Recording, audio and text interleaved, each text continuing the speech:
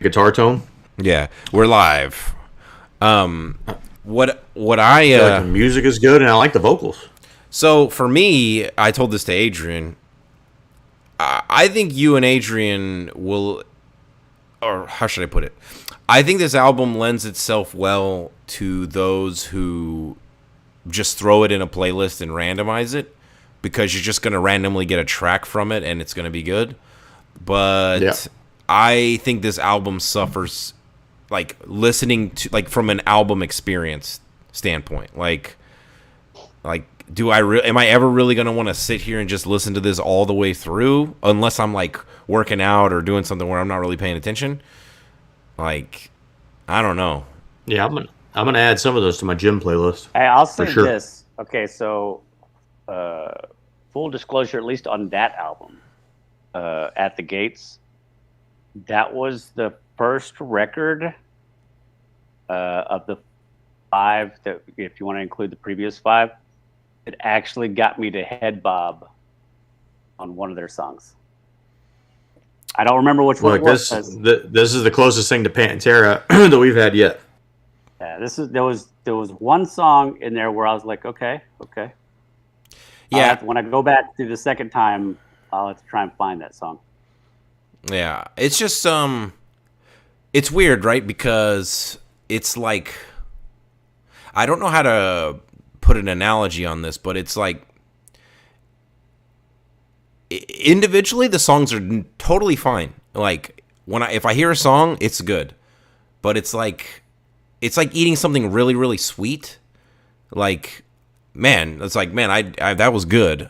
And then somebody gives you like, you eat a bowl of ice cream and it's good. And then somebody gives you another bowl.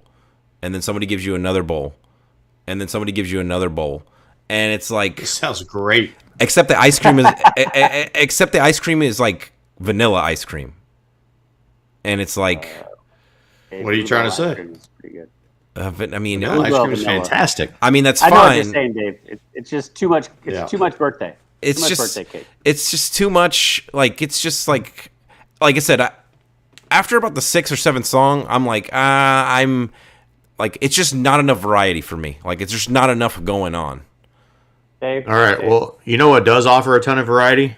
Star The Wars. 16 slot bracket trying to determine the greatest Star Wars villain of all time. Yeah. Dave, I will say this, Dave. I made it through the first 5 songs of fucking what, Steel Dragon, or what the Dream Theater. Dream That's Theater. it. I'll be right back. Oh, hey, by the way, pro tip. The Steel Dragon album is actually on Spotify now. Oh, that's a real thing? Damn. Yeah, the music from the movie, bro. I'll be right back. Okay. Oh, okay. So you went 5 songs in a Dream Theater. Yeah, me and Steven I made Tamara listen to it as well. First song was decent. It's hard to say that that's heavy metal after that. The next couple of songs are very ballady.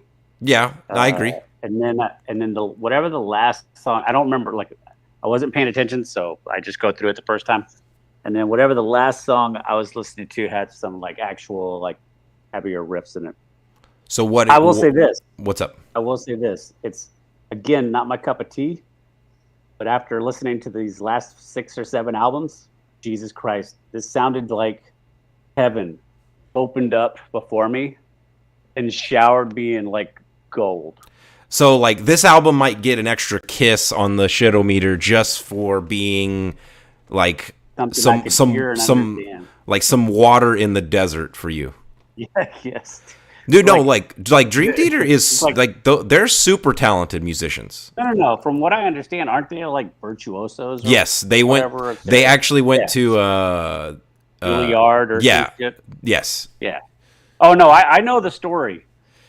Dream Theater. Yeah, they met I respect their actually it was Berkeley. They met at Berkeley Music School, and they formed a band at Berkeley. So yeah, they're all uber talented, musicians, and yeah, it's and it sounds like the singer can sing.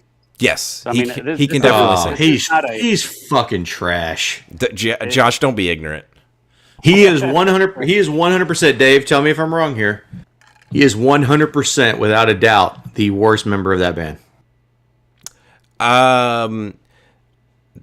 Does he play an instrument? No, he doesn't. He just sings. Okay, then he's correct. I mean, I'm trying to see what I can even equate that to, but You're just trying to argue. All right, let's get this thing popped off here. I just think you're dumb. So there, I got that. here tonight. are you logged in, Josh, to the shuffle? Oh shit! Good call. Yeah. Over here talking shit about Dream Theater. Yeah. My name's Dave. I like stupid music. Look, I'm glad this is on record because when you enjoy Dream Theater, I hope that when the album finishes, the first words out of your mouth are "fuck." He was right. Dude, I'm never even gonna let you have that, Dave, and you already know that. I know, but here's what's gonna be good. You're gonna know that, and you're gonna finish, and you're gonna be like, "God fucking damn it!" And because you're gonna know when you put out your goddamn Spotify list at the end of next year, and you got Dream Theater on there. Yeah, we're gonna know then.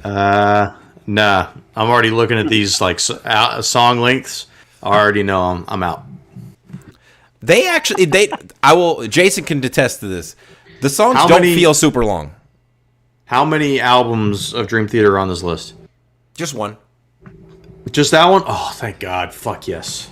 Dude, no, Jason, honestly, do the songs really feel that long? No, they don't. So far. Okay, that's cool. Well, we're taking a word of Jason here, who doesn't like music. We're taking the word of the most critical member of this review group. See, now it works in your favor. I like it. Dave. Hey, man, work smarter, not harder, baby. You taught me that. It didn't work on death or whatever. No. Don't say whatever. Don't say it like. Don't cast them aside like they're nothing. Calm down. Hey, we're here for Star Wars. Let's do this. People are already tuned out. I know. Like, what is this horse shit? Heavy metal.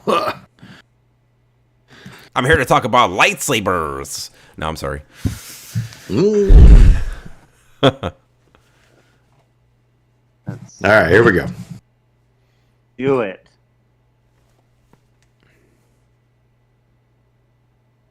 Hello, and welcome to Three Guys and a Mic presents I've Got a Bad Feeling About This. Bracket. A 16-slot bracket-style tournament to determine the best villain in the Star Wars galaxy. I'm your co-host, the Human Dart, along with Jason Tsunami. And David Disaster. Hey, we made it to double Dave, feature. was that a better one than last time? You know, I right after you said it, my brain was just trying to race through and think of what else it could have been called, but nothing else comes to mind immediately. So bravo! I will give you that. That was pretty good. It was pretty good. All right. Yeah, I tried to step my game up after last week. Hey, so listen, we're back. We're back. Week 2 here of Star Wars month here on Three Guys and a Mic. Exciting times. It's still a lot of exciting content to come your way. Tonight we're doing the 16 best villains in the Star Wars galaxy. Next, like I say, next week, maybe coming up at the end of this week, we're actually doing a full-on review of the prequel trilogy. In preparation for the release of the first 2 episodes of Obi-Wan, which we'll be talking about the following Saturday. Yeah. So if you're watching on YouTube, this is going to be 3 podcasts in a week. Yeah, you're welcome.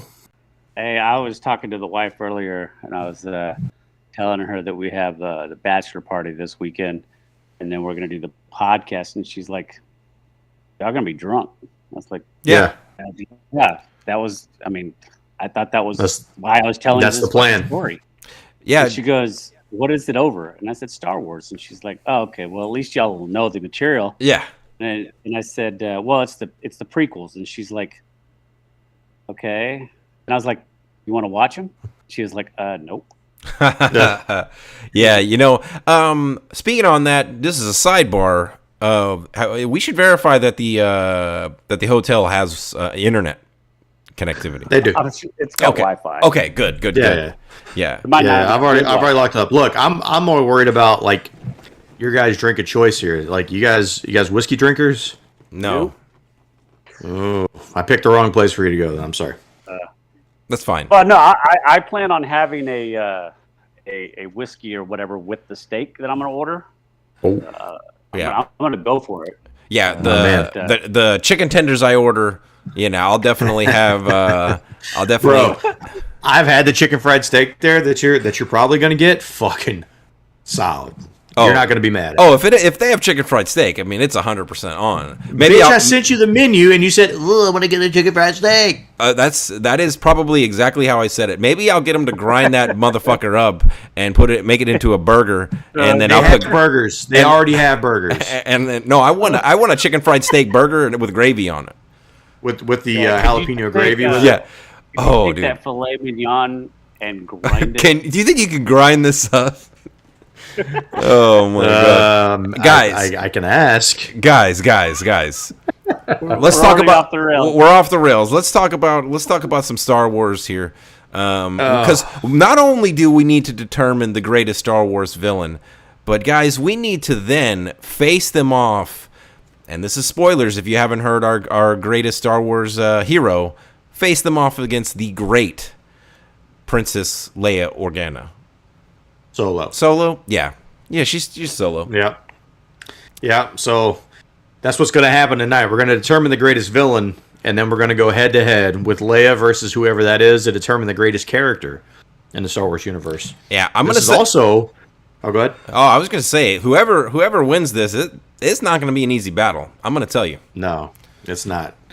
And then whoever wins this actually becomes the last entry into what will be our first ever Tournament of Champions bracket. We'll finally have our 16th slot filled for that one, and then we're going to have someday, somewhere down the line, a Tournament of Champions bracket where we may have Taco Bell versus Trapped in the Drive-Thru. Who knows? Yep. Throw in a Butterfinger in there. I mean, it could get difficult. Could be Butterfinger versus Predator. Oof, dude, I mean, Princess Bride versus Creeping Death. can I just not show up to that one? I mean, you don't show up to any of these with any notes or any real input anyway, Dave. Because I'm All that good. So here we go. Yeah. That's right. So if you've never done a bracket with us before, here's what we like to do here on the pod. We shuffle the bracket live, so that way, for sure, none of us have ever seen any of these matchups, so we're all learning them together in real time. And in true 3 Guys 1 Mic fashion, we are going to shuffle this thing not 1, not 2, not 3, not 5, but 4 times. Yes. So here we go. May the 4 be with you. 1, 2, 3, 4. All right, I hit it. We're gonna hit start tournament. I'm not looking. Oh shit! I don't Bro, even we're remember coming who's out. in this. We're coming out know. swinging here. All right, you guys ready? Yes, sir. Do Let's it. do it. Here we go. All right, first character here, born 84 BBY. This is a human male from Naboo. He's 5'8" and weighs in at 165 pounds. He's a senator from Naboo, a Dark Lord of the Sith, and an Emperor. Sheev Palpatine, a.k.a. Darth Sidious. Oh, damn. Heavy Right off hitter. the bat. Right off the bat. Yeah, Tell me he's going against Jar Jar. No, I don't think Jar Jar's a villain. Nah, this is a good matchup, though. All right, next one here. Founded in 19 BBY. These are the elite soldiers of the Galactic Empire. The soldiers with the worst aim in the business. Oh, no. The Stormtroopers. Oh, man. Wow. And these are all Jango Fett, which we saw in the prequel trilogy. Yeah. Which, man, that doesn't actually say a lot about Jango, to be quite honest. Well, but I mean, look. I mean, at what point does the sperm become diluted? Have you guys seen the movie Multiplicity? Dude, Absolutely, dude. Dave. After about the third clone, like it is a mess. Like that. Those guys are just booger eating morons, bro. Dude, I mean, completely just like he goes, I go pee pee. Like that dude straight up pooped himself. The dude is. They have to take the razor out of. They have to take the blade out of the razor, or else He's he's like gonna cut his tongue when he's shaving his tongue. He's shaving his tongue, dude. Now that I think about it, That's pretty much all of what these stormtroopers are. Like, they're just literally like the fourth layer of Jango. Like, these guys barely operate at all. I mean, how many clones did they make? Hundreds of thousands? Yeah, so I mean, by the time you got to the end of it, they're just like, I don't even know. Like, dude, actually, what the fuck happens when these dudes all go back to base and like take their helmets off and they're just all the same? Like, that's so confusing. Yeah, I think they're all, obviously trained and brainwashed and everything. So I'm sure to them it doesn't register. I guess if you're like, Yoda and you're walking around like, I don't know who any of these people are. So a little tidbit of knowledge I'm going to drop here when we do these matchups is kill counts. Okay. Stormtroopers. Got to be 0. Stormtroopers, as far as what we've seen on air, you are actually correct. They're actually not credited with any kills. I'm sure that they have accidentally killed somebody in a random distance from. Definitely in the newer trilogy. I mean, we've definitely seen them mow down like a village of people. So, but those aren't clones. If we're just going Clone War ones, then they don't get credit for any kills as far as stormtroopers, simply because I guess they're an entire unit of soldiers. Well, no, my unit. Well, here's my thing. Didn't they kill? I mean, do you count the kills that they killed all the Jedi in Revenge of the Sith? I'm not talking about clone troopers. I'm talking about stormtroopers. I feel like that's just the same thing. I thought. I mean, ultimately, it is the same thing, except a different uniform. Unless we're being really particular with that. I mean, if you want to go by the kill count, like the only ones that are getting credits are the specific clones, like green, yellow, blue. They each have 2. Okay. All right. Hey, look. Right. The stormtroopers not very formidable. I think of the stormtroopers, right? And I think about people that were writing cartoons later in life. And I feel like the guys who originally wrote like Teenage Mutant Ninja Turtles were probably Star Wars fans, because I feel like the stormtroopers are just the foot soldiers. Dude, I think they're the putty. They're the putty patrol. They're like fucking just getting annihilated by the Power Rangers. They're absolute cannon fodder. Hey, so you know who isn't cannon fodder? My man Sheev. Yeah, Emperor Palpatine. So hey, let me ask you guys a question. I wonder why he's not called by that name. I don't know. Did you guys know that his name was Sheev before tonight? I did. No. Jason? No? Like, when I was doing the work, and I'm like, I'm typing it out, and I'm like, I've Sheev. ever heard. No wonder That's the first he time I've turned heard into the. Yeah, no wonder he turned to the dark side. Yeah. Okay, Name like Sheev. that. I'm typing it out, and I'm like, Sheev? What the fuck is Sheev? What a shitty name. Dave, have one more kid and name that motherfucker Sheev. Well, that's actually that's impossible for me. So, but hey, look, if it does happen, I will throw it out there. All right, very good. Hey, look, so this guy is, I think he's one of the only characters along with, I guess he's not in every movie, but he kind of exists, around every movie, right? He's the only other guy besides the droids that kind of really like be part of every movie. Yeah, he's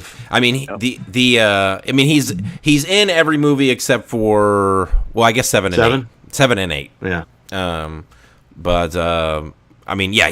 He is the ultimate baddie. If we believe what the sequel trilogy is telling us, he's the ultimate Phantom Menace, and he is all the Sith. He is also attributed to 15,061 kills. Okay. All right. Some body count. Yep. But now here's the question: do we count Mace Windu in there? God damn it, Josh! You stole that from me. I was gonna say, who's not one of those kills is Mace Windu, because right. 3 guys in a mic. List. 3 guys in a mic. No, he's not on anyone's list. Mace Windu is not dead.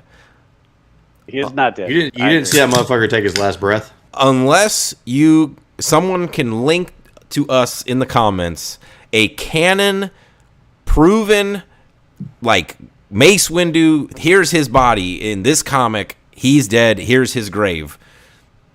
He's alive.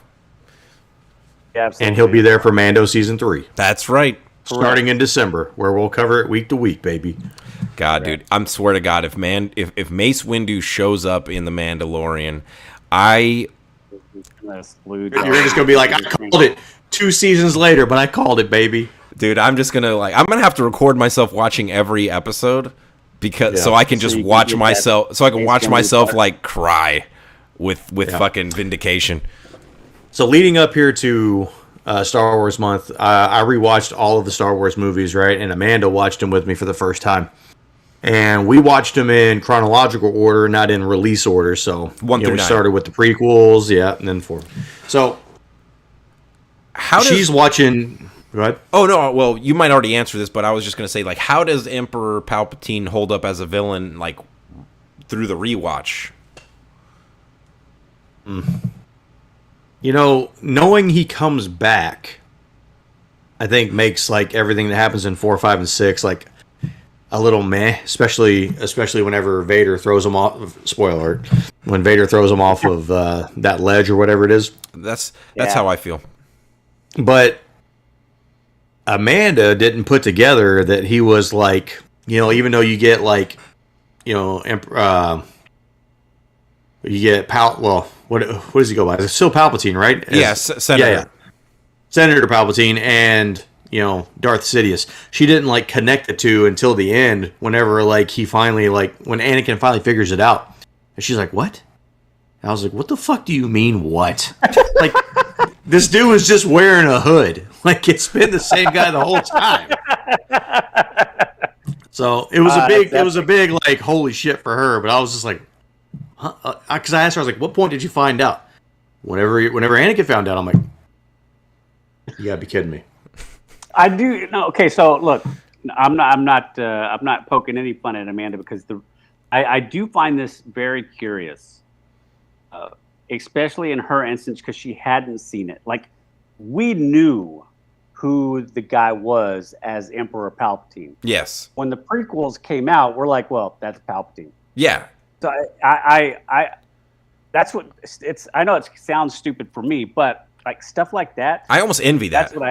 That's what I get off on. Like watching it for the first time through somebody else and seeing how they react, especially on something a project like this where the movies didn't come out in this order. This is how the overall story is supposed to be seen. I was just curious, like how that played out for people who watched it for the first time. Yeah, that's interesting. Yeah, I mean, as far as votes, but yeah, I'll say this before we get onto this. Does George Lucas get any credit for that, Dave? Because she got it right when she was supposed to. I think so. I mean, like, look, I think too, though, like if you're somebody like her, right, who is not, she's not a sci-fi fan, right? So she's not the audience that would typically be watching this. That's going to pick it apart. Like, she's purely like I do. She's watching it for entertainment value. Yeah. And so it worked out in that case for sure. I agree. I think I mean, I think especially, look, I've no shame in this. I think the sequel trilogy kind of has ruined some of the mystique of it. It has messed things up to a degree, and so in my brain I try to pretend that they kind of don't exist.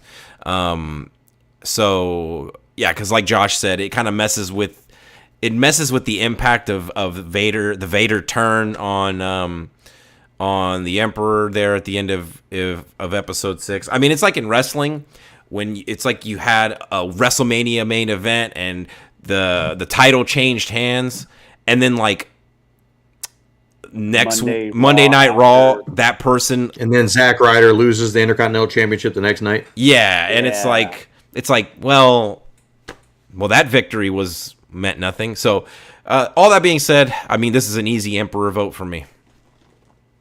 Oh yeah, I'm gonna second that. I popped him in for a sweep about 10 minutes ago. All right. So Emperor Palpatine moves forward in an easy sweep against those, foot soldier, putty patrol stormtroopers. Yep. All right, here we go. Next matchup. This is an interesting one. We got this first one born after 19 BBY. This is a humanoid genetic strand cast from Exegol. He's 7'2" with an unspecified weight. An artificial genetic construct created by Darth Sidious. He was the supreme leader of the First Order, Snoke.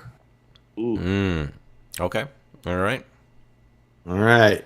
Going up against a human male from the planet Concord Dawn. He's 6 feet tall and weighs in at 174 pounds. The model for the clone army, Jango Fett. Ah, man, this is a little interesting one. Man, talking about Snoke, again, I feel like I'm going to be a broken record here because I feel like the villains really suffer in the sequel trilogy. Talk about a missed opportunity with Snoke, in my opinion. You have The Force Awakens. He's this mysterious, ginormous hologram figure. Yeah. Like, way too big. But, it's intriguing, right? And because he just has that very typical Dark Lord of the Sith kind of thing going on. And then in The Last Jedi, I would say it's still somewhat intriguing. But then he's killed. And it's like, oh, shit. We don't even know who the fuck this is. Oh, and then episode 9 happens.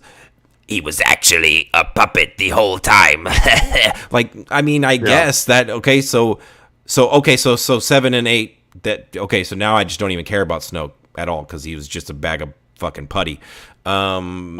So, yeah, man, like, what is there even to say about Snoke? As far as just the movies. Now, I'm sure there's comics and or books that flesh him out, but, like, what's the point if he's just in, like, we saw like 8 or 9 of him in a fucking vat, in a ice cooler, in an igloo cooler at the beginning of episode 9. So, like, who cares? Yeah, look, he certainly looks the part, right? Scary looking dude, big guy. It was. I feel like his death was a little underwhelming. Oh, on the rewatch, like just the way they had it set up, where just the light, like they turned the lightsaber on right next to him. Like, I don't know, I felt like it was kind of weak. In theaters, it was more impactful. I don't know, Jason. What did you saw it in theaters? I know. What did you think about his death in theaters? I will say it was shocking. Yeah, because there's a lot of problems with Snoke now that you watch the entire marathon of movies, and it has to do with what Dave said. He's introduced in The Force Awakens, and you're like, okay, what's this? And through the second movie, you're like, well, obviously this is the bad guy. Yeah. And then his apprentice kills him. And I think the true issue is that where the fuck was this guy during all of the shit that happened, Return of the Jedi, when you actually had the Emperor and you actually had somebody in power? Like, it doesn't do a good storyline of who he was or where he came from or how he rose to power or nothing. He's just fill in the blank Emperor there. Guy. Yeah. And then when you find out he was basically the Emperor just working what was left of his decrepit body, he was just using this as a vessel, I guess you could say. Like, it does, again, it undermines everything, in those first 2 movies. Yeah. And so, like, Snoke doesn't have a kill count because he's not even an actual individual. Yeah. Jango Fett also doesn't have a kill count. He was just making babies. Because he gets, man. Now, Jango... Go ahead. Like, Josh, you saw it recently. Like, he gets like his battle with Mace is because I watched it on YouTube recently. It's not even long. Like, Mace takes him out like it's like 20 seconds. Yeah, it's like, and he doesn't just get taken out; he gets fucking beheaded. Yeah, and it's not even like Mace squares up with him or anything like that. It's not like they're circling and he just runs at him. All right, he's just running. He's just like, "Yep, see you later. I gotta go." And Jango stood his ground against Obi-Wan. Yeah. He pushed Obi-Wan. Yeah, and like you said, like Mace was like, I really don't have time for this. Blep, you're dead. I think what that really ultimately does is just show you the power level of where Mace is at versus Obi-Wan. Like, you know, Obi-Wan, like, it was more of an even match with Jango. I want to agree with you, but the problem is that he then beats Darth Vader. Well, Anakin. Even though he has the high ground. Just saying. Yeah, but then that's the third movie, and he's continuing to grow in power and, you know, and, like, continuing to firm up his abilities. Yeah, I agree. Like, I think that that would mean that Anakin's power level is so low at that point. If you just look at the events, I think it was clouded by rage ultimately, and you know, gotta feed that rage. Yeah, I mean, yeah. Hey, we're gonna get to Anakin a little bit later on. Let's stay with old Jango here for a minute. Yeah, look, I'm Jango is pretty. Jango is he's an interesting character, all right? And because he's an actual interesting character, and because he kind of does have a legacy where Snoke doesn't, I'm going Jango here. Josh, look, I think Jango plays a bigger part just in the whole story of Star Wars. Just, I mean, even if he has no notable death count anywhere to talk of, I mean, he was the model for all the stormtroopers. I'm sure he had, like I said, before he took this role, just not on screen. He probably had a prolific death count. So, and you know what? Yeah. I'll go Jango Fett. He is the father of an infinitely better Fett in Boba. Is Boba better though? I don't know. No, we'll get to that, unfortunately. All right. I would say in probably a little bit of a surprise, we got Jango sweeping Snoke out of here. All right, let's go here. Oh, shit. Okay. Uh-oh. Fucking business is picking up, ladies and gentlemen. Here we go. Born 5 ABY. This is a human male from Chandrila. He's 6'2" and weighs 196 pounds. The master of the Knights of Ren. The son of the greatest hero in the Star Wars galaxy, Ben Solo, a.k.a. Kylo Ren. Wow. Okay. He's going up against. This is a good one here. Born 62 BBY. This is a Doros male. He is 6'1" and weighs 165 pounds. He's a bounty hunter and a mercenary whose career spanned the fall of the Galactic Republic into the era of the New Republic. Cad Bane. Oh. All right. And we just got introduced to Cad Bane. Well, for me, in the Book of Mando. Yep. The book of Mando. Let's start with Cad. Yeah, I will say our history with Cad Bane is brief, but it was impactful enough to make the list. Yeah. So, look, the Book of Boba Fett certainly had its issues. The Book of Bacta Fett, the Book of Mando Fett. I mean, look, we had a rotating amount of names for this show because it just wasn't that great. Mando obviously came in and did really good during the show, but I think the biggest star of this show, the biggest thing to come out of it was Cad Bane. Yeah. I mean, he stole every scene that he was in, and it wasn't even close. I wish his character wouldn't have died. Like, to be honest. Yeah.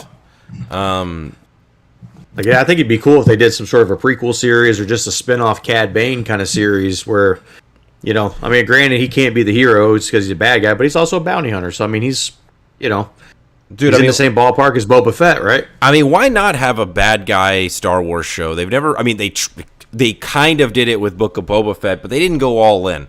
Like, dude, I want them to go all in. Why not like a prequel of Cad Bane where you get a younger Boba, right? You'd have to get a different actor, obviously, but you get a young Boba who's like under the tutelage of Cad Bane, and they're doing actual fucking like real shit. Yeah.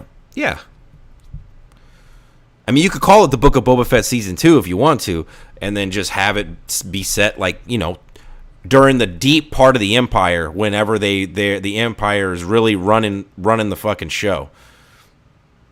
There you go, Dave. I like that. I like that. But dude, just the voice work for Cad Bane was really good. I thought the whole get up, like just like the Western style like look was really good. I was eating up some Cad Bane, man. I thought that was a really cool character, and I agree. I wish they didn't kill him, and I hope we find a way to get more episodes. Yeah, out of Cad Bane. I wouldn't mind seeing Cad Bane, not be dead and actually do something. Yeah, within the extended universe.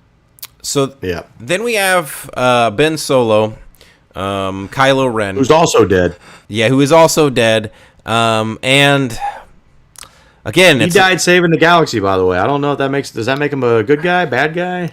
I think for the sake of this, let's focus on Kylo Ren, not so much Ben Solo, right? Okay. I think that just makes it cleaner. I mean, he dispatched, to our knowledge, as far as what the movies show, he tears down the new Jedi Temple, the new Jedi Order, kills all of the Jedi that's there. When he after Luke fails to, Luke kind of sees the evil in him and decides, I'm gonna roll my eyes here, and decides that the only option is to kill him in his sleep, which is the stupidest fucking thing they did to Luke Skywalker's character. Whatever. Let's move on from that. So then Ben Solo loses his mind and turns into Kylo Ren and puts on a helmet because he idolizes his grandfather. Does craft his own unique lightsaber that has that has a cross guard on it. Functionally, doesn't really do much with that, but it just looks cool. It does look cool. Still looks cool. Yeah. So why does his saber, why does it burn differently? Because it's the crystal that's inside. Yeah, I think it's meant to be not shoddily made, but it's from what maybe I'm wrong, but from what I read, the crystal that was used was more like raw crystal and not like a perfected crystal. It was for more aesthetics that he liked it. Yeah. I think it's the best lightsaber in the whole series. I agree. It's very cool. It is very cool. Dave's like, no, there's a green one that's way better. That's the story for another day. So again, when we're talking about the sequel trilogy, I think Force Awakens Kylo Ren is easily the best version of Kylo Ren that we get. Yeah. And probably the best actor in the sequel trilogy as well, right? I think just the best story, has the best character arc, and they decide to kill him because that's all that they know how to do is kill people, and I mean, I think he was the only interesting character throughout the whole sequel trilogy. I really like Kylo Ren and everything. I love his obsession with his grandfather. He would go he had the helmet, the destroyed helmet, and is there any part of you that wants to vote against him because he almost lost a lightsaber battle to a sanitation stormtrooper? No, he was injured. He was injured. He's supposed to be a Dark Lord of the Sith. I think. Look, I've watched I've seen the movie a few times.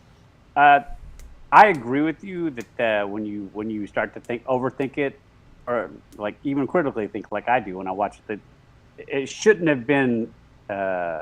Should have lasted 5 seconds. I think what it conveys to you is that one, he's injured, but two, I think he's toying with him.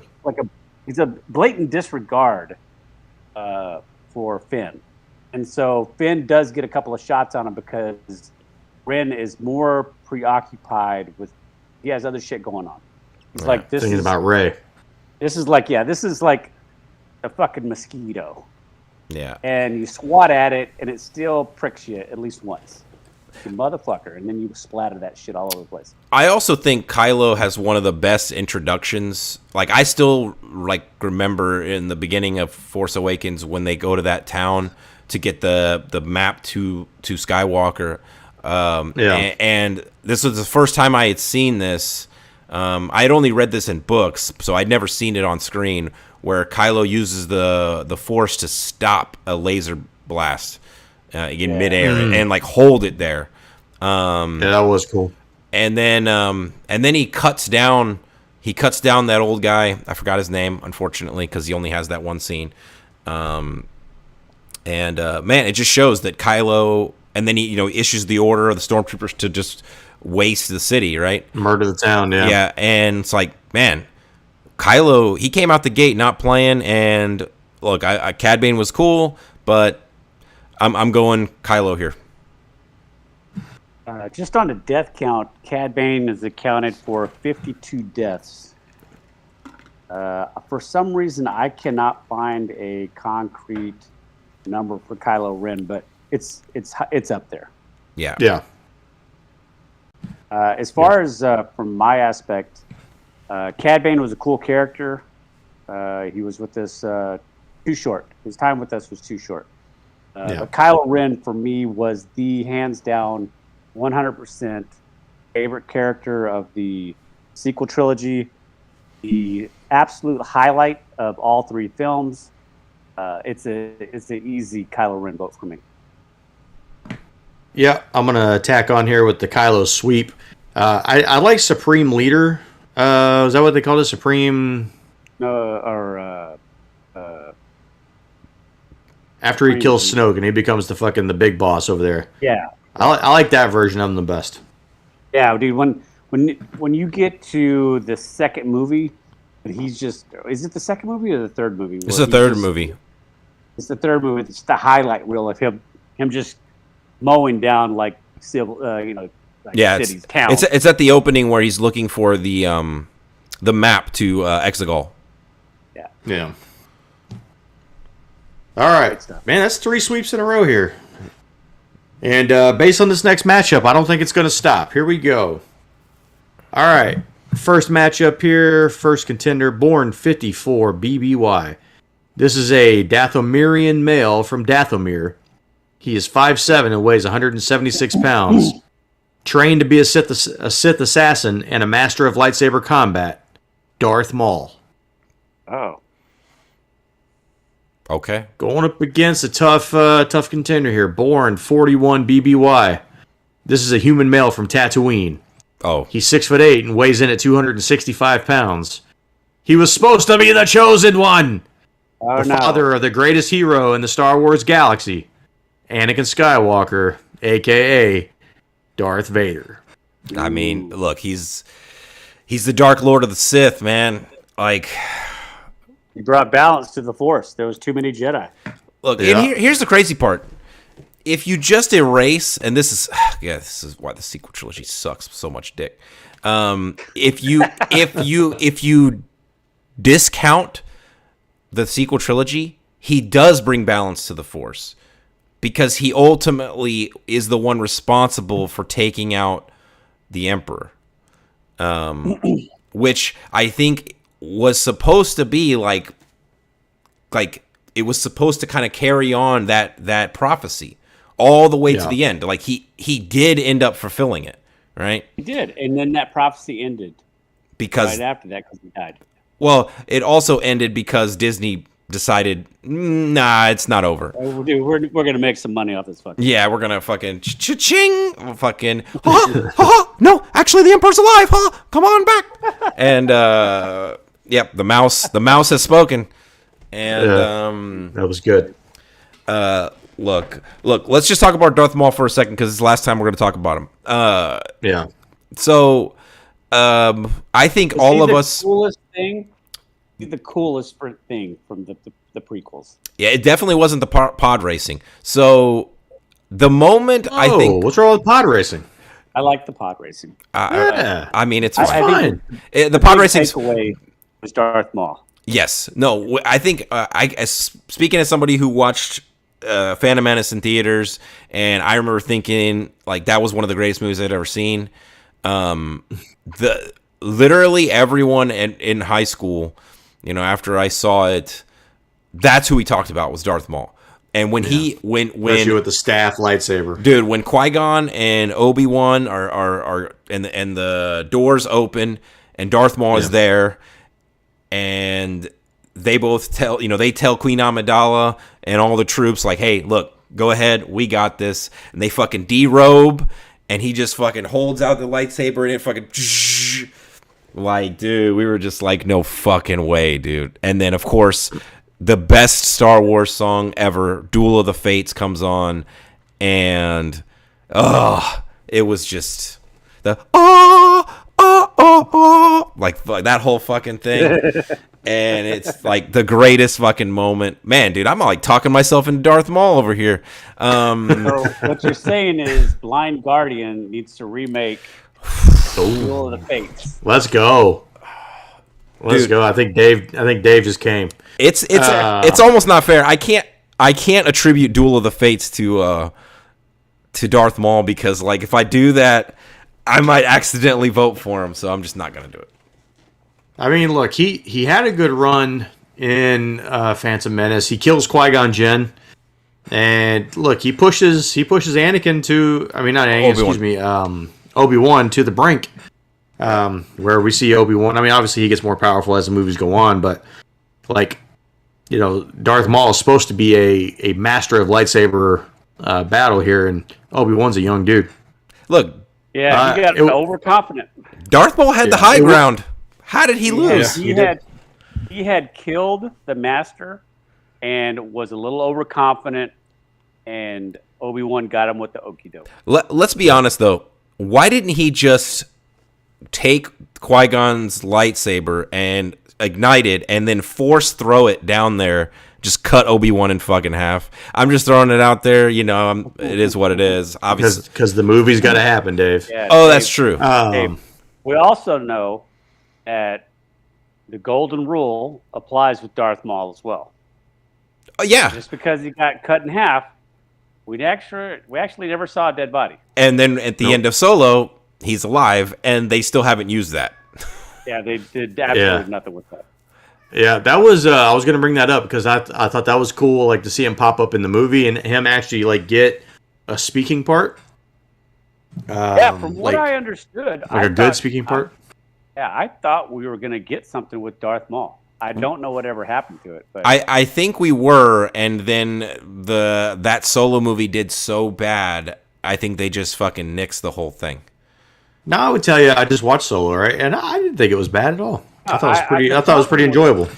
Yeah, I think the problem was that the project was billed as, listen, this is not supposed to revolutionize Star Wars. This is not. We're not going balls to the wall here. This is not, some kind of, behind the curtain. I just wanted. I was Opie or whatever. Wanted to make a film about Solo because that was his favorite character or whatever. Yeah. Stupid. And the problem was that fans were expecting, I don't know, fucking filet mignon, and I didn't dislike the movie. And they turned that into a hamburger. The problem, I think the problem is Rogue One exists. The problem is Rogue One came out before that, and that became the bar. And that was the standard. And Solo is, even though Josh, I know you said the movie's fine, it's nowhere near Rogue One. Oh no, it's definitely not. But it's not that bad. I still think it made money. And yeah, probably. Again, while I didn't need to see Solo, I went and watched it. And while I don't need to see a Solo look, I'm a Star Wars 2, simp, so I saw it in theaters also. Yeah. And we're all going to watch the Sakatano and all the other fucking shows that are coming down the pipe here. Yeah, look. I still want to see a standalone. Now, Darth before we cast a vote here, let me ask you a question. Does it make you hesitate slightly to vote for Vader that his single best moment is not actually in any of the Star Wars movies, but actually in Rogue One? That depends on what you classify his greatest moment as. If you're just talking about pure, I think we all know what his greatest moment is. Well, here's the thing. I do like all of the Vader moments from the original trilogy when he would just fucking randomly choke out his subordinates. Not randomly. Yeah. When they would fucking just When they would sass him. When they would sass him or they would fucking fail. He'd be like Admiral, you have let the rebels go.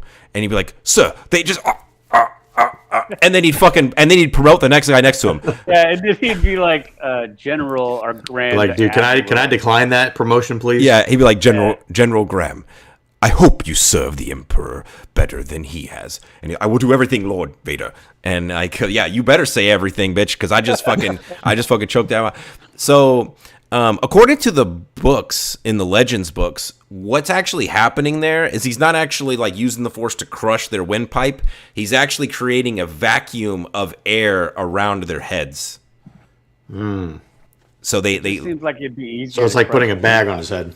Yes, like a force bubble of like, I don't know, that just seems worse. There's a vacuum of air around your head and you can't fucking do anything.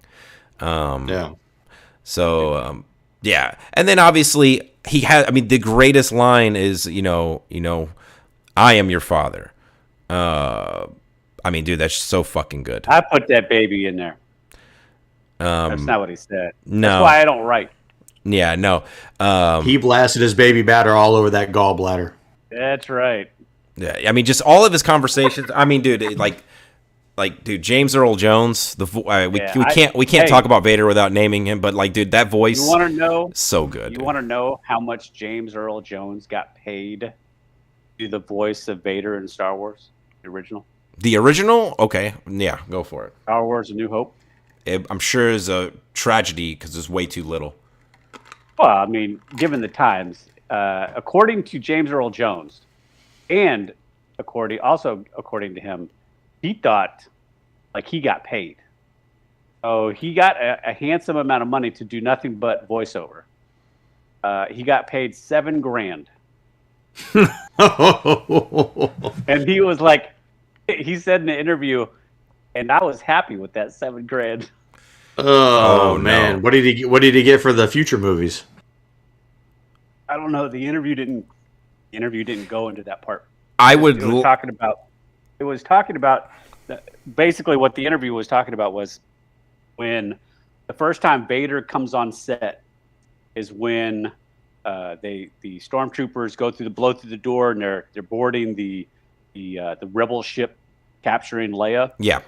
And so nobody there actually knows what Vader's voice sounds like, and the actor inside the suit is like Scottish. Yeah. So he starts saying all the lines out loud so that everybody knows how to act, and they're all like, "The fuck is this?" Sound right? There's footage of that too online. Yeah, and so it was just an interview talking about some of the actors who the first time they heard Vader talk was with a Scottish accent, and James Earl Jones is doing the interview talking about Lucas was looking for a grittier, more dark, sinister voice. Yeah, and he got paid $7,000 to do that. Yeah, I would hope is very close to the number of kills that Darth Maul is credited for. 7606 for Darth Maul. All right. What about Vader? Vader, slightly better, 142,928. Yeah, just a little bit, right? You know what but this is what everybody needs to understand. Are we counting the sand people in there? Probably the women. Also the younglings in the temple. Yeah. Yes, but here's what everybody needs to understand. There are other people with much higher death counts. Blow up planets. Even Luke Skywalker blowing up the Death Star. You have to imagine that Darth Vader's 142,928 deaths, I would say probably 90% of them came at the end of a lightsaber or a force choke. Yeah. Well, I mean, that is a lot of killing. If you somehow extrapolated the importance of the deaths relative to that person's like abilities, because Vader was the one going out and finding and killing. I mean, he was the Jedi hunter, right? Like he went out and after Revenge of the Sith, Order 66, he was going out and hunting down all the Jedi and extinguishing them all, right? So, I mean, So you're saying he should get extra points for the harder kills? yeah, absolutely. Still one. Still just one. Yeah. It only counts as one. Either way, it's a Vader vote for me. I mean, this is Absolutely. This is not even. Yeah, it's a sweep. All right. God damn it! It's all sweeps all the time. Here we go. Hey, look, Darth Maul All would have right. won against probably 2 or 3 other people that we've already talked about, at least. Oh, for sure. He's had the toughest matchup. Coolness. Okay, this one, I think this one will not be a sweep. We'll see. All right. First one here, we got Born 600 BBY. This is a Hutt male from Nal Hutta. He's 12 foot, 8 inches tall, and weighs in at 3,000 pounds. Jesus. He's a crime lord and a leading member of the Grand Hutt Council, Jabba the Hutt. Wow. Also All right. ironically, he was choked out by the winner of the Heroes bracket. That's true. Fine. Princess Leia Fine as Organa. Princess Leia. Solo. Slave uniform. All right. Yep. Hot. All right, but Jabba's going up against a tough one here. Born 102 BBY. This is a human male from Sereno. He's 6'3" and weighs in at 190 pounds. He was a Jedi Master before becoming a Dark Lord of the Sith. Darth Tyrannus, a.k.a. Count Dooku. Ooh. This is a good one. This is a good matchup. This is a good Yeah. matchup. Let's start with Dooku. Let's start with Dooku. I mean, look, Count Dooku, aka Darth Tyrannus. also Saruman. Yeah. Fucking Man. looking like Saruman ate Saruman in this Yeah, movie. dude. Man. What's the actor's name? I'm blanking on his name. Christopher? No. Yeah. It's Chris something. Go ahead, Dave. I'll look it up. Yeah, he has a few heavy metal albums. Yeah. I've never listened to any of them, but no, I mean, like, look, he's prominently featured in Attack of the Clones. I don't think he's in Phantom Menace at all. No, he's not. He doesn't show up in Phantom Menace at all. Okay, yeah, he's prominently featured in Attack of the Clones, and notably goes 1v1 with Yoda in the kind of breakout scene where Yoda wields a lightsaber for the first time, and he holds his own, at least long enough to get away. I think he would have ultimately lost, but he's able to kind of distract Yoda enough to get away. Very powerful. Christopher Lee. Yeah. Ultimately, he is dispatched by a better trained, better prepared Anakin Skywalker at the beginning of Revenge of the Sith. And that's some grade A Emperor Palpatine right there is too. Like when he's being saved and he's like, "Do it." Yeah. Dude, it does make you wonder. Just again, do we really think Mace Windu beat that guy? Dooku? No, I'm talking about whenever Palpatine is doing the same thing, but he's doing it to Anakin. He's like, "Save me, Anakin!"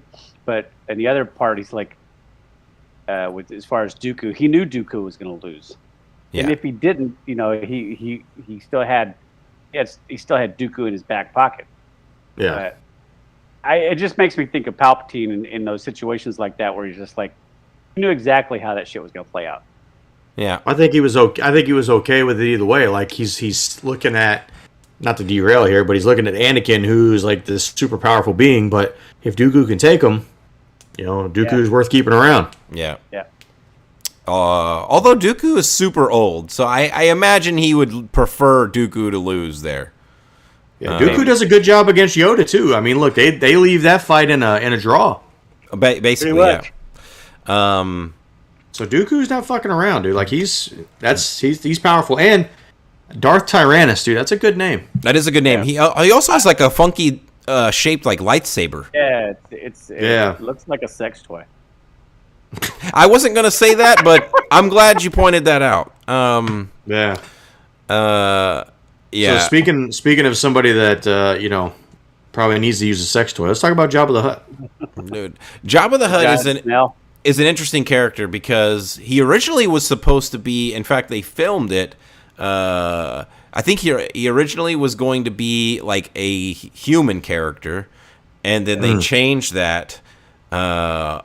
And they filmed a scene in for New Hope, and then they've since gone back and CGI'd like what we know of Jabba to look like now, in that original scene, and I mean prominently featured in Return of the Jedi, and dude, he is gross.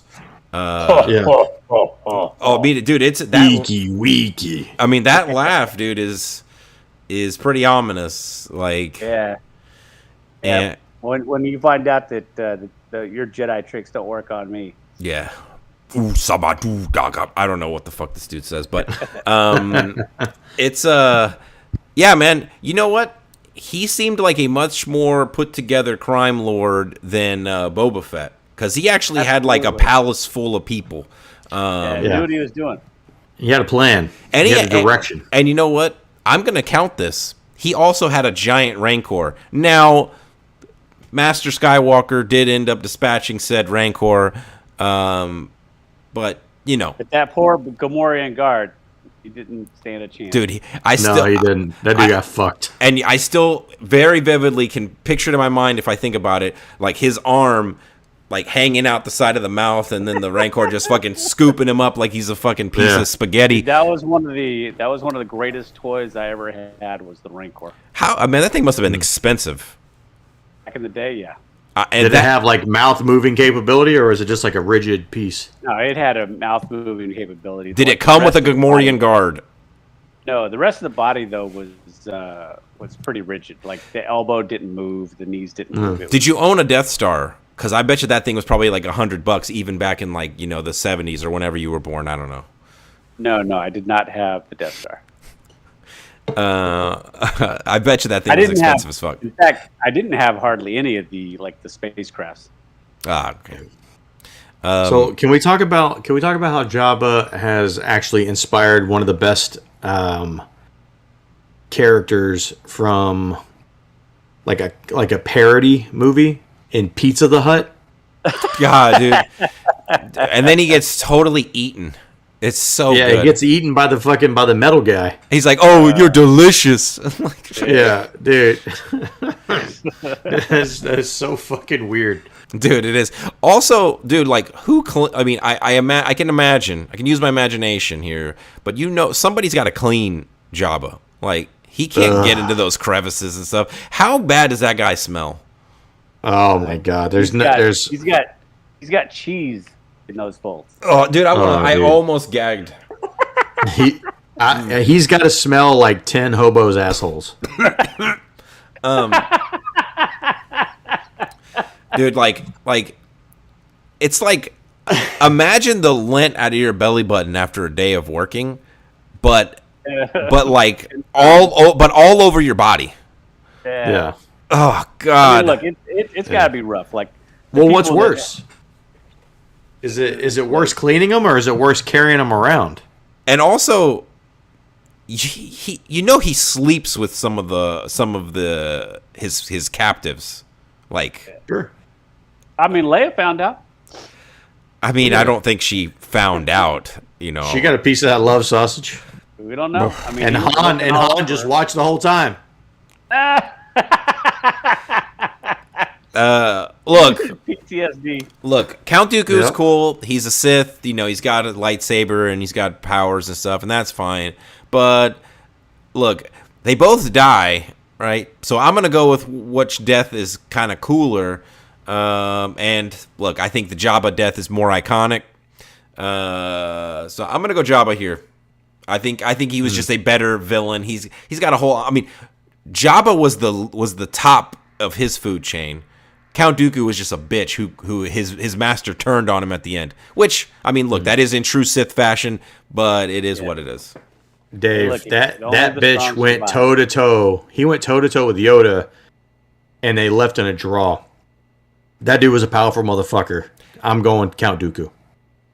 All right, so it's up to me. So, death count. Jabba the Hutt, as far as what we've seen on screen, really only gets credited with one Gamorrean guard that he dropped into the Rancor pit. Dooku, on the other hand, quite surprising. 1,500,625 kills. None of which are on screen. That sounds pretty evil to me. That sounds pretty rough. I always liked Dooku. Like, he was smooth talking, charismatic. He had a presence about him. I liked the Dooku character. Jabba the Hutt is basically just a big snail without the casing, who gets choked out by his slave girl chains. Like, you can't tell me he ain't got no muscle under that 3,000-pound mass. I'm gonna go Dooku. Okay. The ultimate swerve. Here we go. Good for you, Fossil. Listen, now Jabba does get credit for putting Leia in that, little get up there. Oh, absolutely. Like, I mean, she made a lot of young boys happy that day. Does that change your mind at all that he was responsible for that? I mean, the guy has good taste. I don't know what I mean. Good taste doesn't equal bad guy. Dude, the dude dies like this. His fucking tongue sticking out and everything. Look, I voted Jabba as the fun vote. Like, I mean, it is what it is. I'll give Jabba credit on this. He got further along the baseline with Leia than I ever did. I mean, he got to liquor that one time. Well, in our my God, in our first non-sweep of the night, we got Dooku over Jabba the Hutt 2-1. Hey, look, Dooku is close to Doo-Doo. Does anybody want to change their vote? Nope. No, sir. Oh man, I thought I got you. All right. All right. Next. All right. This is an interesting one here. First character, born 0 ABY. This is a human male from Arcanus. He's 6'1", weighs 165 pounds. The commander of the Star Killer base, General Armitage Hux. Armitage. He was born. Yep. He was born like the same year as the Battle of Yavin. Yep. Okay. That's interesting. That's what it says. All right, he's going up against somebody who was born 51 BBY. This is a human male from Sativran City. He's 5'11", weighs 170 pounds. He's the director of the Imperial Military Department of Advanced Weapons Research and the commander of Death Star 1. Commander Orson Callan Krennic. Yeah. It's Krennic, Krennic. Yeah. They're both kind of in similar, I don't want to say similar roles, but like they're not super far off from each other. Yeah. They're both officers of, I'm going to say the Empire, even though I know it's the First Order. It's the same thing. They just repackaged it. Yeah, that's true. Let's start with Hux. I think, again, I'm going to repeat this constantly, I'm sure. Sequel trilogy. So basically, the people are only interesting to me in The Force Awakens. That's where we see Hux, to me, in like his full potential. At his best. He gives that speech, and then they fire Starkiller Base and literally take out the entire New Republic selection of planets. It's like 5 or 6 planets, including Coruscant, I think. I don't know if it's ever explicitly stated what the planets were. I'm sure it's somewhere recorded in some book or something. Yeah, I mean, Hux is kind of a badass. He's kind of he's not scared of Kylo, not really. I would say that's Kylo's biggest rival in a lot of cases. Yeah, and man, in Force Awakens, he just seems like he is set to be he is set to kind of be the head general. Like, he seems like he is all put together. And then by the time you get to Last Jedi, 9. well, even Last Jedi, don't they have is it Last Jedi where they prank phone call him? No, that's the first one. No, when he gets prank phone called, that's not Force Awakens. I believe that's Last Jedi. I don't even remember that. Yeah, it's awful. They basically they turn Hux into a joke, and then he gets unceremoniously killed in Rise of Skywalker. He turns into a bitch in the second movie, and then he's a throwaway character in the third. Yeah, and then he just gets randomly shot. Yes. Like, he gets shot in the leg, and then he's like, oh, I did everything I could to get away. Shoot him! Yeah, like, it's like, they set up this storyline where he was supposed to be convincing that he, like, wasn't the mole, but then the guy just instantly knew, oh, shoot him, he's the mole. Like, wait, what? Yeah. And then he's just dead. Yeah. And it's like... and that was it. What's worse is they made the mole the guy who killed the most people in the entire Star Wars universe. Yeah. He is credited with 155 billion, 572 million, 361,721 kills. Jesus Christ. Purely for that reason right there, like, whoever's writing this movie, just, like, somebody had to stop him and be like, he can't really be the mole, though, right? I mean, this dude is, like, the biggest murderer in the history of the galaxy. Like, I know it'd be fun to make him this guy, but we just can't do that just out of pure just storytelling. Dude, they turned him into a walking joke. Like, it's so stupid. And I'm going to be real. It's for that reason that I'm not going to be able to vote for him, which is so annoying because in the Force Awakens, he is such a good character and very interesting, and he's not a joke in the Force Awakens. And it's like they just fucking didn't even care. They just like, well, whatever, fuck him. And now we have to deal with somebody else. They just introduced some other random person to kind of take that character's place, the old guy or whatever, the older guy. So I'm gonna come out immediately. I know we haven't even talked about him yet, but I'm gonna come out early with the Krennic vote. Y'all can talk about Krennic. So what's Krennic's? So I guess here's the great debate, right? Because I'm curious to hear about Krennic's death rate. Because do you credit him with everybody that the Death Star killed since he's the creator? Well, essentially, yes. But he also had other things that he had done leading up to that moment. He is credited with 11,300,019 kills. That's pretty good. That is it. Look, he is number 3 on the list of kill counts in the Star Wars galaxy or universe.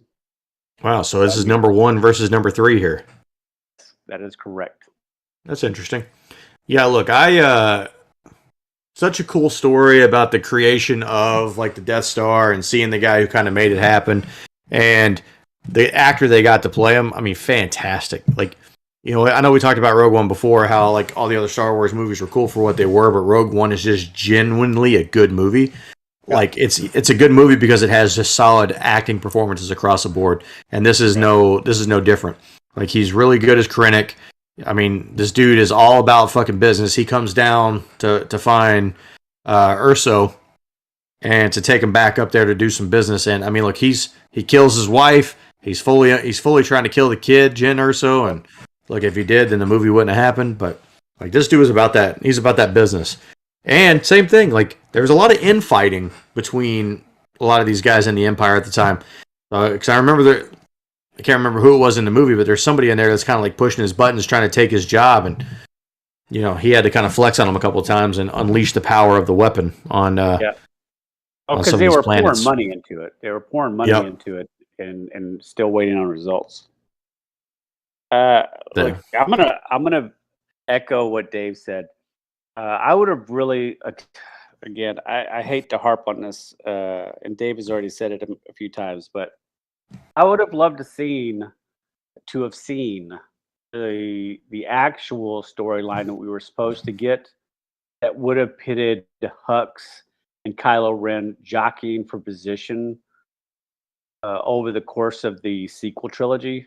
Instead, Hux got the worse treatment than Finn, in my opinion. At least just as bad. His character. Yeah, just as bad.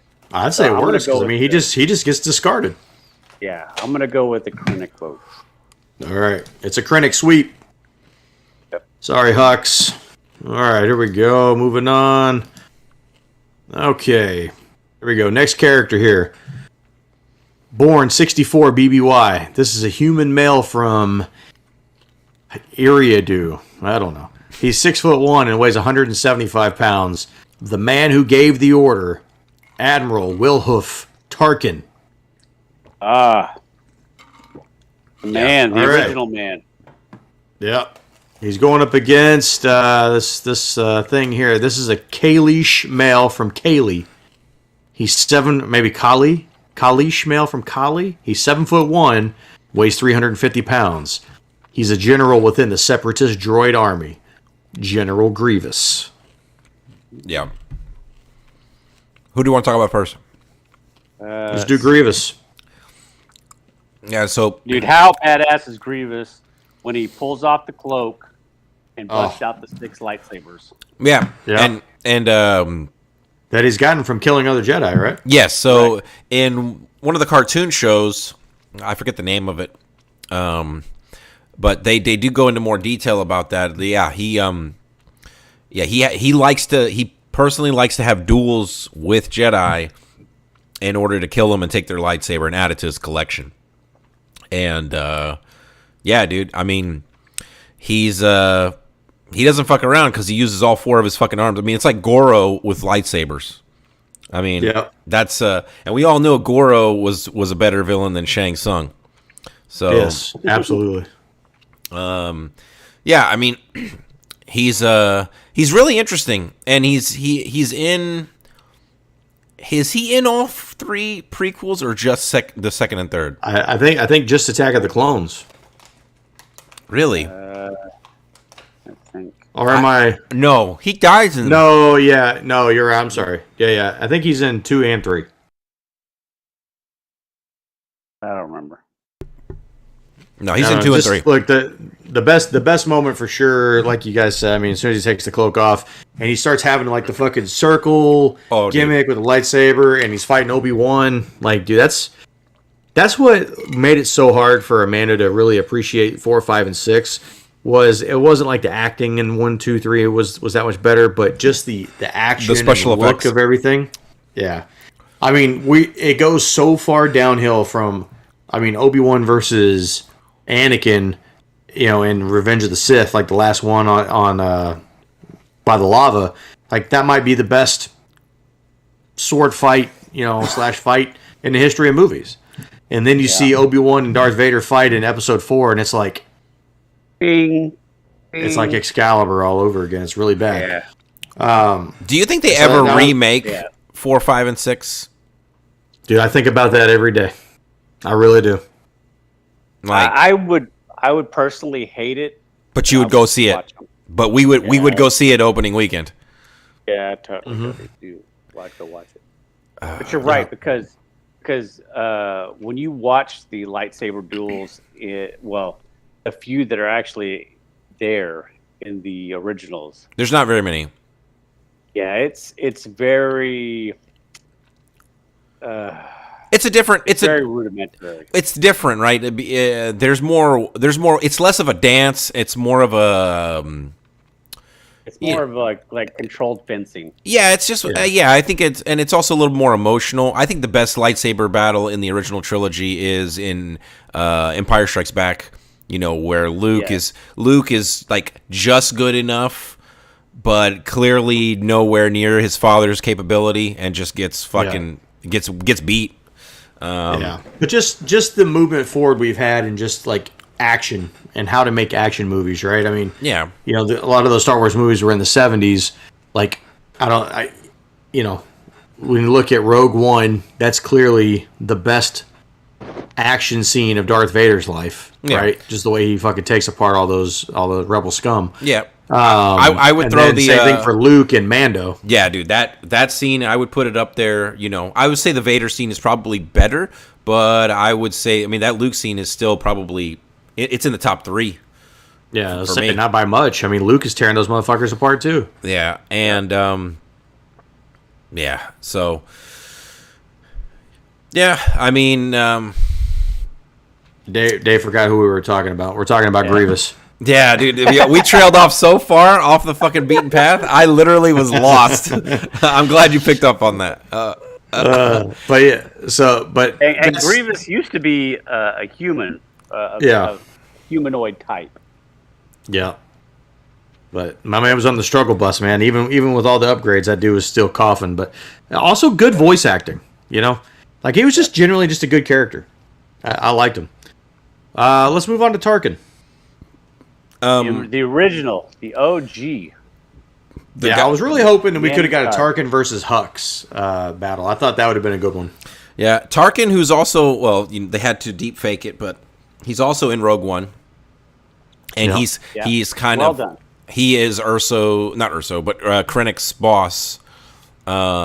Basically, like trying to get him to, make sure the fucking Death Star is on pace, cracking that whip. Literally. Yeah, and dude, I love Tarkin. Pretty much every scene that he's in, because he seems to the actor, yeah, he seems to and his character seems to he's able to keep Darth Vader in line. Darth Vader does respect him. And that is why it bothers me that we didn't get a Hux Kylo Ren symmetry kind of thing going on, because you don't get to see it in the original trilogy, but you know that they went through it. And Tarkin held his ground and did enough to earn Vader's respect as equals. Vader could have killed him at any time. Yeah. He respected Tarkin for his mind. There's even several times, or at least one time I can say for sure, but Tarkin says, "Vader, release him." He's like, "Babe, release that dude, don't kill him." He goes, "As you wish." And he fucking stops, right? So, and Tarkin does go down with the he goes down with the original Death Star, I believe. Yeah, Death Star 1. Yeah. Going down with the Titanic. Yeah, dude, they almost and dude, he might have one of the more evil scenes in Star Wars, because he's interrogating Leia and trying to get her to give up the rebel base. And she says, "Oh, they're on Dantooine," and he goes, "Okay, proceed with the fire as planned." And she's like, "What?" And he's like, "Oh, don't worry, we'll be with your rebel friends soon enough. Dantooine is too small." Alderaan gets fucking lit up, dude. Her entire fucking home world is obliterated, and he just did that just to send a message to the rebels, like, "Hey, we are the mighty force in the galaxy." He just put his nuts on the table, right on Leia's chin. And for that, I'm a Tarkin vote. I'll give you guys the death count. Grievous, 53,781. Tarkin, 2,011,775,000. Tarkin is the actor played it perfect. They couldn't have gotten a better actor. No. He is absolutely, without a doubt, the man that's in charge underneath the Emperor. Yep. And he gets my vote. Oh. Whenever I saw this matchup, I was 100% going to go with Grievous, but you guys 100% swayed me over to Tarkin's side. All right. That's a Tarkin sweep. How many matchups we got left? One more. Here we go. And we're going to go fast. Okay. This character, born 32 BBY. This is a human male from Camino. He's 6 foot tall and weighs in at 175 pounds. He was a bounty hunter who became the most recent daimyo in Mos Espa, Boba Fett. Oh, no. The most feared bounty hunter in the galaxy. And I will tell you, he better go against somebody weak because he's not going to get my vote otherwise. Because his show didn't help. Yeah, he's not going against somebody weak here. This is a human male, 6 foot, weighs in at 165 pounds. He took part in the Great Purge of Mandalore, killing millions. Moff Gideon. Oh, no. Oh, no. Okay, let's talk about Boba Fett before we exercise him off of this thing. Look. I was excited for the Boba Fett show, right? And now, look, I'm not a big Star Wars guy, but I'd always heard the hype around Boba Fett, right? And so I was excited for it. And I think you guys were, if I remember correctly, a little apprehensive about it. Like, I think the thought was like, why does this guy even need a show? Yes. Correct. But he showed up really well in Mando, right? Like, yes. You know, he had a couple of really good scenes in Mando, and so I think that was like, oh, that's what we're going to get. We're going to get that kind of Boba Fett. And then we get the epic meme of like riding a bantha. Yeah. I mean, look, to be fair, we meme on Boba Fett a lot. The show, Boba Fett does have a handful of moments throughout the entirety of the show that are good, but I think regardless of how you feel, most people that I've talked to understand or agree that the best episodes of that season were the episodes that were centered solely around Mando. That in the second episode. Yeah, the train episode. Yes. But otherwise, I think they hurt his character, honestly. Jason, you might be able to talk about this more so than any of us because you actually came in as a huge Boba Fett fan growing up. Look, man, that show sucked. I mean, it did. Look, it did nothing for Boba Fett. It weakened the character. Like I said, and I say this. Like I said this. I think I said it on every fucking episode.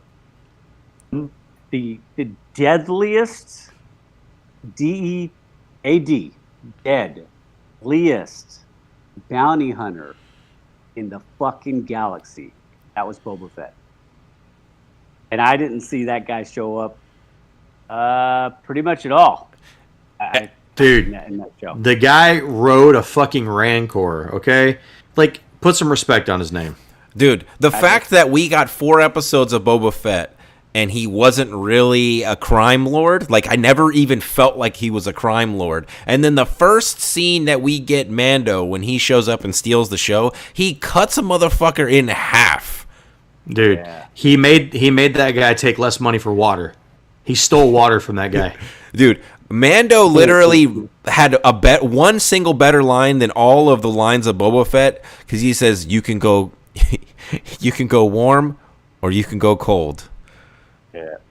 Or I can take you in warm or I can take you in cold. It's one of those. Yeah. I fucked it up, but it is what it is. Yeah, man. It's I'm not voting for Boba Fett. Not even a little bit. Look, it was super cool getting to see him like climb out of that Sarlacc pit and get his armor back and do all this stuff with the sand people. Like there were definitely some good moments in there, but I agree. But the problem is that show ended up basically just kind of shitting all over everything. Yeah. Now, Moff Gideon, new character that was introduced to us through the Mandalorian show. And God, that was played excellently well by Giancarlo Esposito. Dude, Los Pollos Hermanos himself. Yes, dude, just excellent. I don't think they could have found a better actor for that. Also, the head of VOT. Yeah. Yes. Wielder up until recently, wielder of the Darksaber. Yep. And dude, just all around evil motherfucker, dude. Just like another no nonsense, at all costs individual. I mean, he reminded me a lot of honestly of Tarkin in a sense, right? Yeah. He's not fucking around. Is Moff a rank? Yes.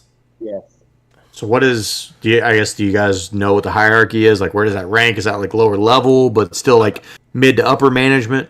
So I believe there's a Moff and a Grand Moff, and there's also Admiral, Grand Admiral. I think Grand Admiral is just shy of a Moff.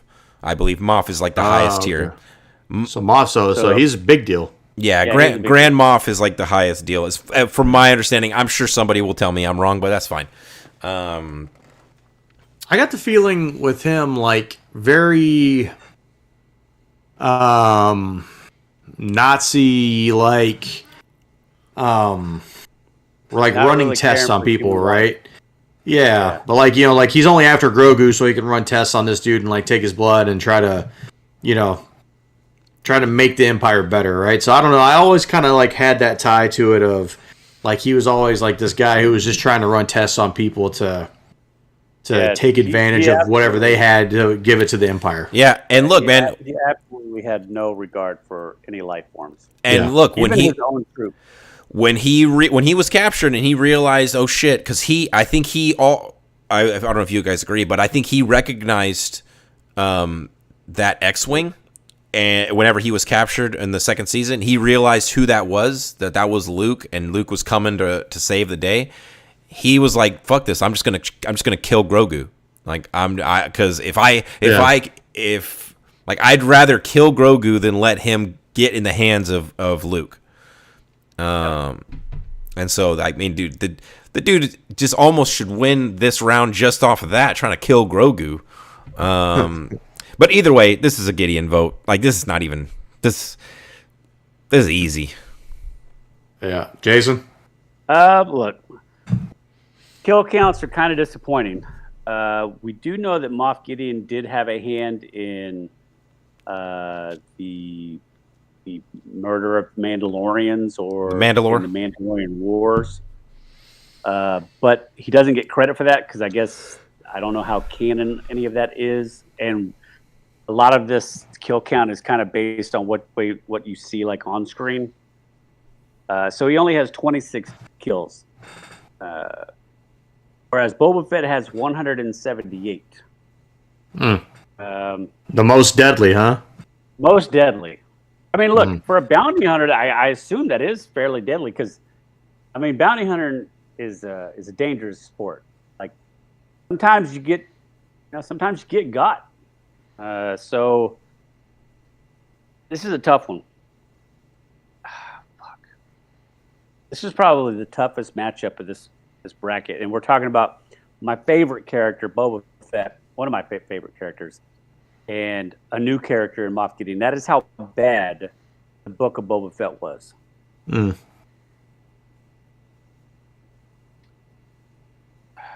going to go with nostalgia. I'm going to go with Boba Fett. I'm going to make Josh decide. Huh.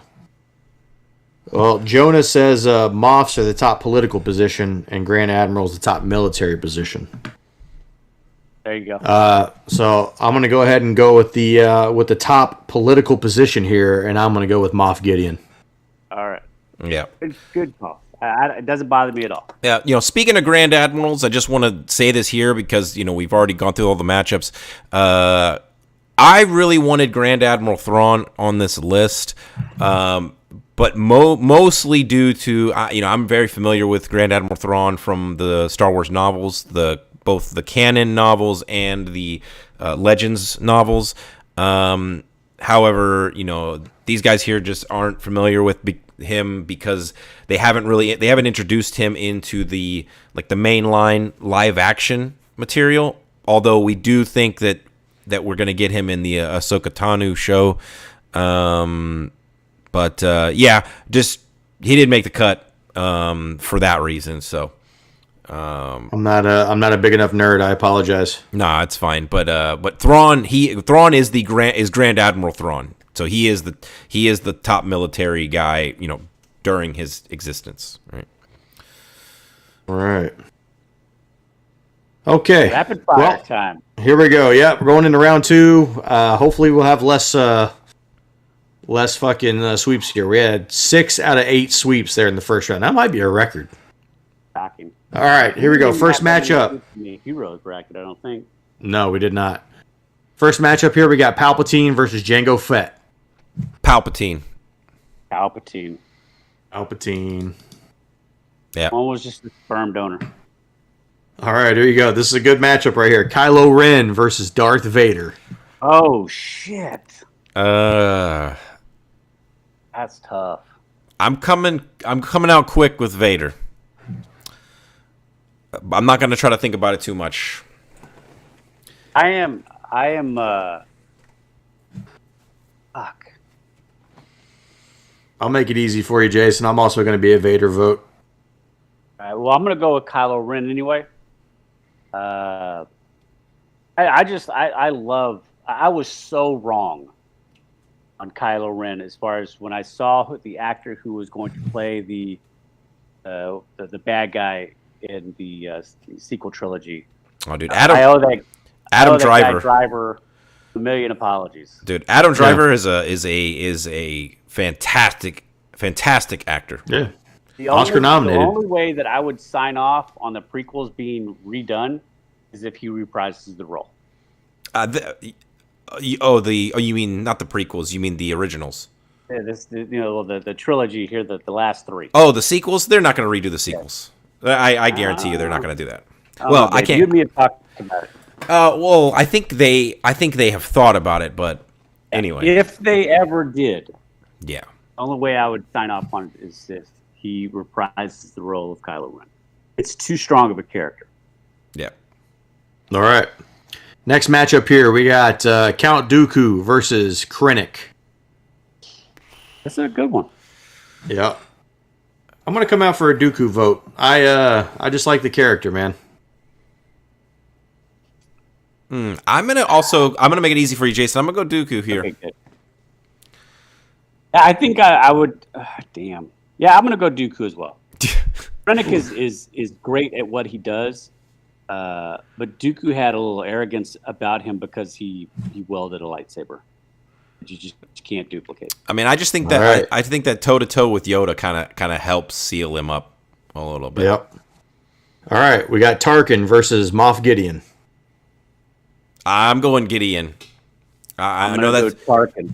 I'm gonna go. I know that's recency bias, but like we only saw Tarkin in the original movie, but we've seen Gideon now in 2 seasons, and I feel like we're gonna see him again, even though he's was captured.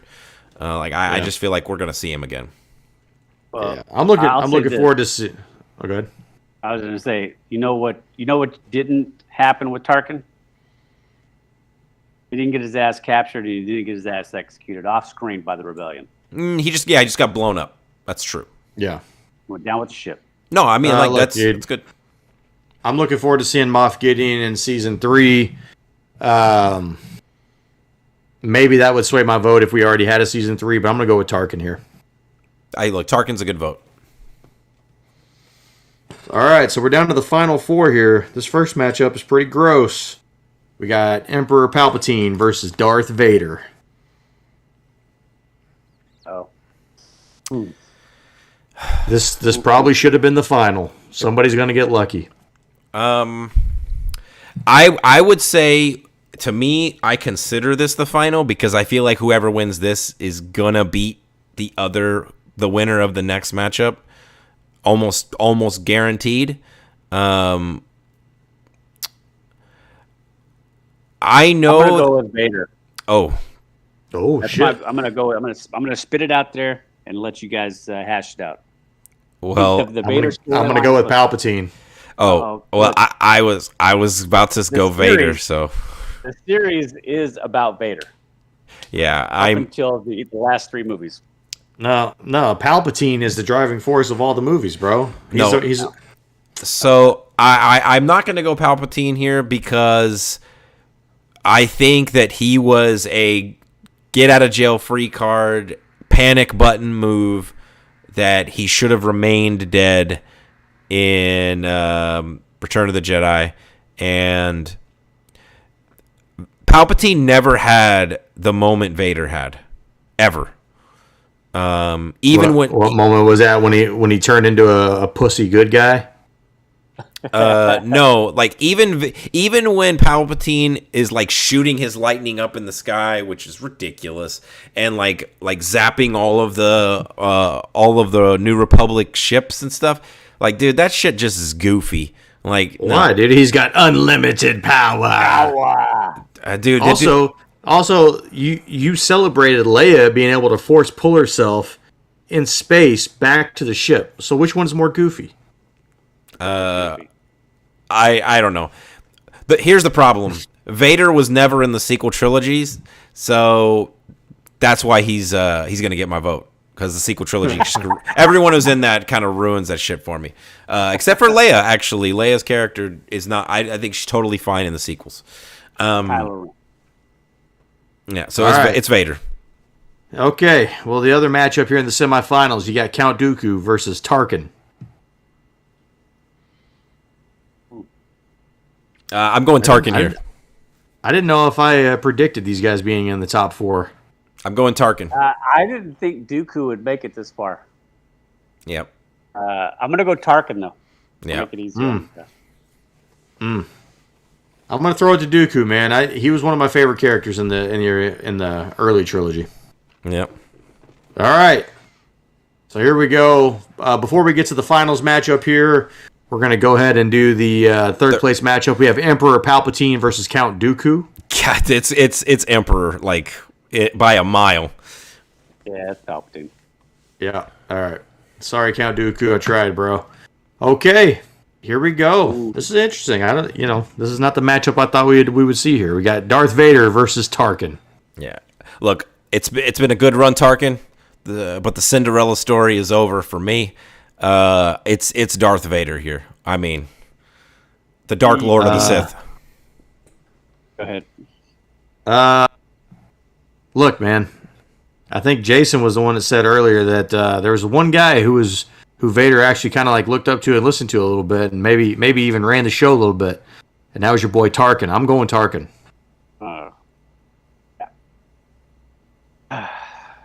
I guess I should have said mine first.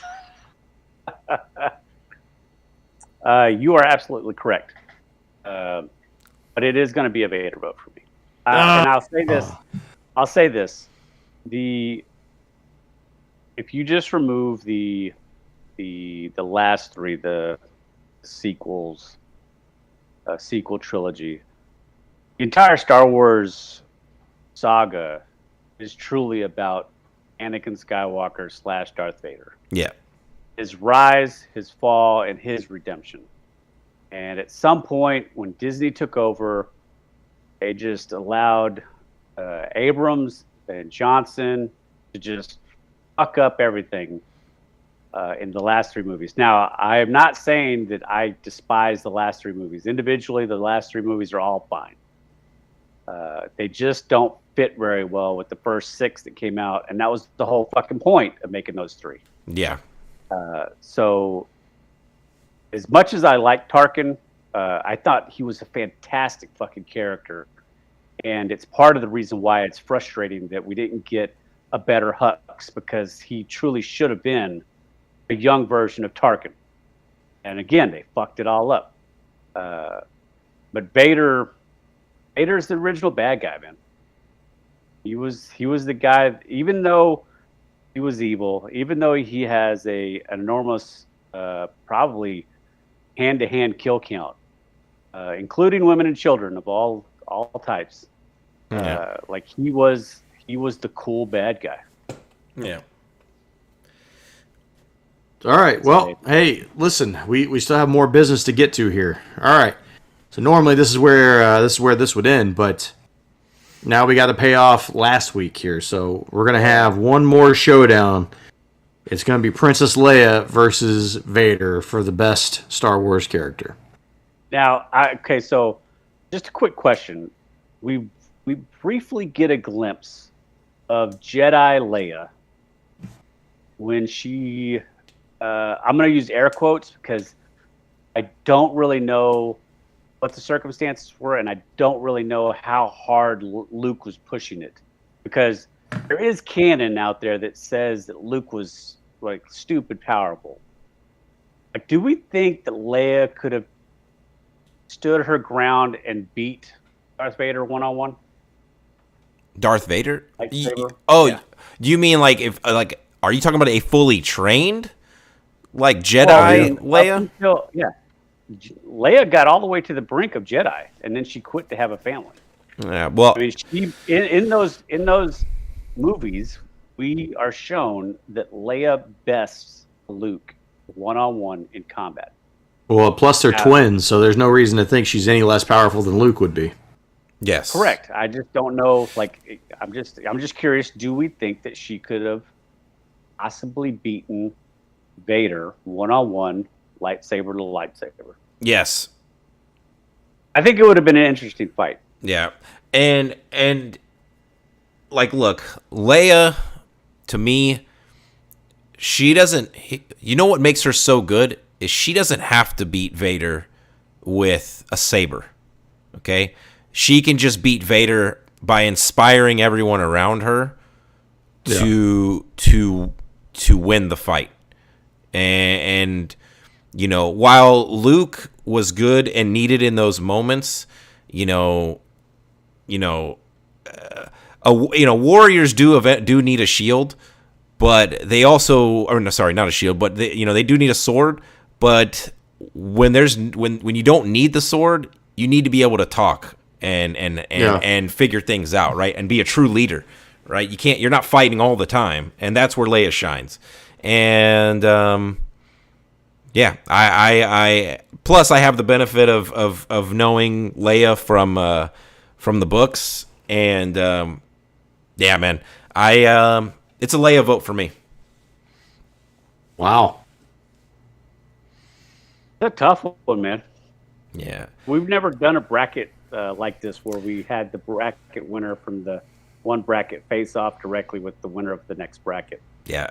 In the books, just briefly, she meets this race of beings, and I'm not sure if this was in the book that you read, Jason, but this might have been in the one after. But they knew of Darth Vader, and they could tell that she was the daughter of Darth Vader, and so they would always refer to her as Lady Vader. And I don't know why that's just like super cool.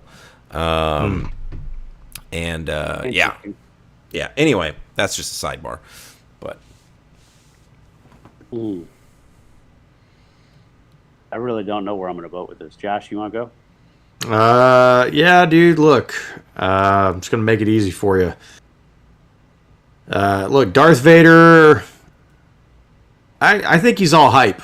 Personally, I don't think he's as great of a character as everybody says he is. Well, he doesn't like sand. It gets everywhere. I don't think he's as good of a character. I mean, when you go back and watch 4, 5, and 6, as hyped up as Darth Vader is, like, he ain't shit in those movies. And then he just turns on the Emperor. Like really, if you watch 4, 5, and 6, Luke really isn't super interesting in. He's not in 7, 8, 9 either. Yeah.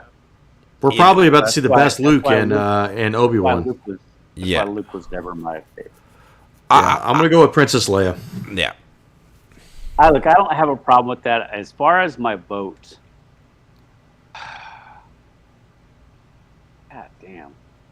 Look, you know what? I'm going to go with Vader, simply for the fact that, again, like I said in the prior one, Leia is the beacon of hope for the galaxy. Like, she is the one that holds it all together. Her character in the movies holds it all together.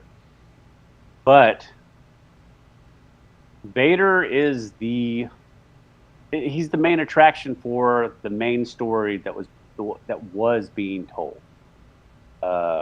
It's unfortunate that he is not really connected in any way in the sequel trilogy.